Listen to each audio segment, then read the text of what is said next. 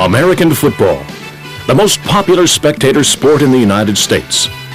Ever since the days of Jim Thorpe, Bronco Nagurski, and Red Grange, America's love affair with the gridiron game has continued to grow. And now there is an intriguing new dimension to that love affair beginning to unfold: arena football. What began in 1982 as an interesting casual idea by NFL executive named Jim Foster is now a working reality. Foster is now the president of Chicago-based Arena Sports Ventures Unlimited, the parent company responsible for the development of arena football. The arena football footage you are watching illustrates the feasibility, excitement, and potential of the game. It's a fast-paced, high-scoring, wide-open brand of football, providing the necessary chemistry for enthusiastic spectator and TV viewer interaction. This presentation briefly outlines why the arena game makes good economic sense as a sports marketing venture in a business that has been plagued by a history of financially unsuccessful leagues. Arena football is a classic example of strategically positioned niche marketing. A great deal of observation, planning, and research has gone into the total development of this new sports entertainment product. Not just the game concept itself, but also every operational aspect. A total commitment has been made towards achieving one key objective: long-term survival and profitability. Just what then is arena football? While maintaining the basic principles, values, rules, and regulations of outdoor football, arena football is designed to be played in air-conditioned indoor arenas from May through August, when most arenas sit vacant. The game is positioned as an off-season football entertainment product to be played inside out of the summertime heat on Friday and Saturday nights. The artificial turf playing surface is half the size of an outdoor field, half the width, and 50 yards in length, with 2 8-yard end zones. Standard tackle pro football rules are used with several notable exceptions. Due to the smaller field, punting is not practical, so field goals are attempted instead. To make successful attempts more difficult, the goalpost is 9 feet wide instead of 18.5. and is 15 feet high at the crossbar instead of 10 feet high. Kick attempts that are wide of the goalpost rebound off 2 large, tightly strung mesh nets that flank either side of the goalpost. The receiving team on a kick attempt has first right to field the ball off the net. There are no fair catches allowed, so the kicking team must give the kick receiver 5 yards of free space until the kick receiver either catches the ball, mishandles it, or the ball touches the turf. At that point, it becomes a live football. This unique new twist injects a fast-paced, somewhat unpredictable element of action into the arena game. Another key change, which is very economically attractive, is the adaptation of the single platoon format, requiring athletes to play both offense and defense. Today, football is the only popular American team sport that does not allow its participants to use both offensive and defensive skills in the same game. Of key importance financially is the fact that the single platoon format will require the use of a different type of player than those being utilized by the NFL and the USFL. Arena players must be smaller, agile, superbly conditioned athletes, the Iron Men of pro football. Pro and college coaches who have been assisting in the development of arena football point out that every year there are numerous outstanding collegiate players who are ignored by the pros, often only because of minor height and weight deficiencies.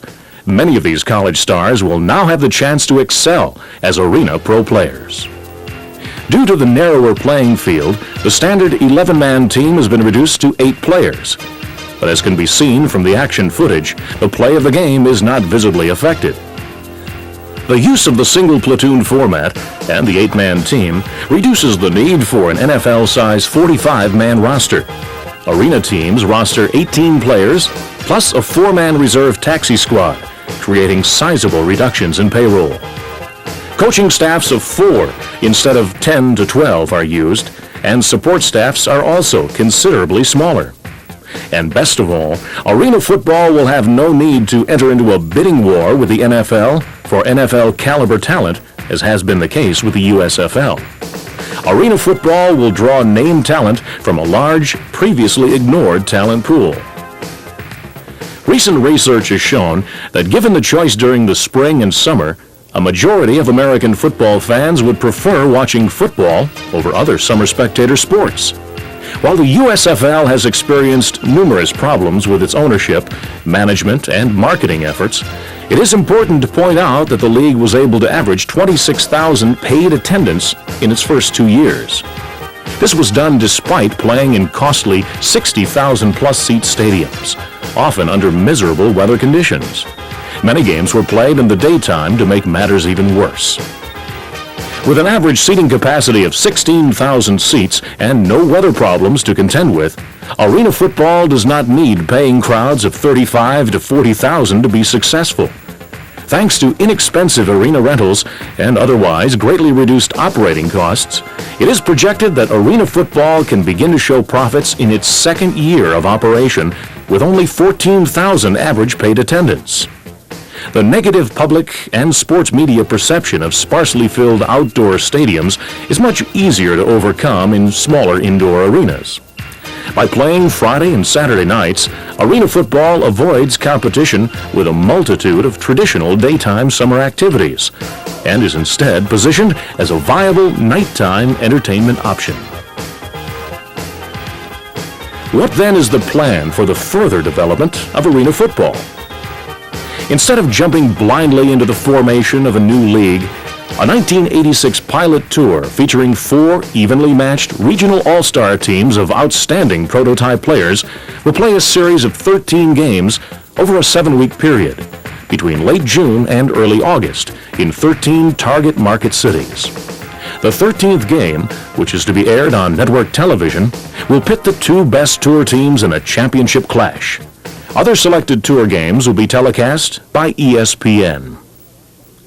The tour has been designed to build national awareness, as well as measure spectator, television viewer, and sports media interest, both regionally and nationally. If the tour proves to be successful, the second phase of development will be the formation of a 16-team, corporately funded league to begin operation in May of 1987. Unlike any other major American sports league before it, arena football will avoid many of the uncontrollable problems associated with traditional franchise leagues. In lieu of franchise ownership, major stockholders will receive team ownership management rights. This will give major stockholders a significant degree of operating autonomy, while still providing the league with important corporately based operating stability not available to a franchise structure. Major stockholders will participate in the profits from both their team individually as well as those from the league corporately.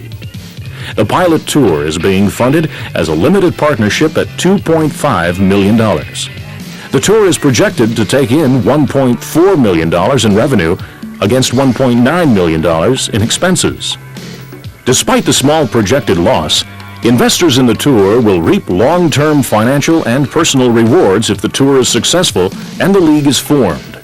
The arena football footage that you have been watching is significant as well as historical, since it was shot during the first playing of arena football. As you can see, the game has the potential to be an excellent television product. And for the spectator in the stands, the action will seem as though it's almost in their laps. Imagine how exciting it will be when the first 4 teams of well-prepared, talented players take the field for the world premiere of arena football in June 1986. You can be a major part of that experience. You can be a pioneer in rewriting the book on a great American sport that has been with us for over 100 years. In 1920, nobody had any idea that a small meeting conducted on the running boards of several new autos in a Canton, Ohio showroom would lead to the spectacular growth and success enjoyed by the National Football League. Once again, the exhilarating challenge of a truly unique new sports concept exists for those who have the creativity and vision to dare. How often does such a unique idea and opportunity come along? How about once in a century? Your number is being called. It's your chance to make the big play, a play you will remember the rest of your life. Arena football is now.